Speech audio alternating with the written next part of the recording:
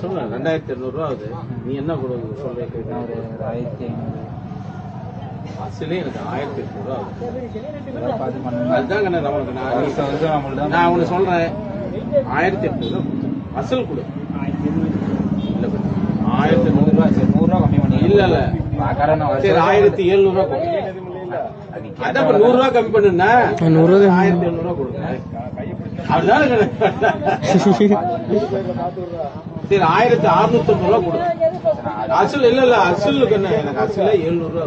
நீ முத்து பேராண்டி முத்து பேராண்டிங்கிறதுனால சரி இருக்குன்னா ஒன்னா ஒரு 1000 போடலாம். ஏன்னா ரேட்டு விடுமுறை வருஷம் உங்களுக்கு தான், அடுத்த வருஷம் உங்களுக்கு தான். அசலே வரல இல்ல இப்ப உங்கள்கிட்ட எல்லாம் தெரிஞ்சுங்க போயிட்டீங்க. பிங்க இல்லாம வேற இடத்துக்கு போயிருந்தாலும் 100 ரூபா சேர்த்து கொடுக்கலாம். பண்ணிக்கலாம். 50 கூட 650 கூட 600 பேசலாம். அவரே ஓகேன்னு சொல்லிட்டாருண்ணா. சரி விடுங்க. அப்படியே எடுத்து வச்சிருந்தா நான் என்னென்ன வாங்கிட்டு வருது வெத்தலை பார்த்தோம்.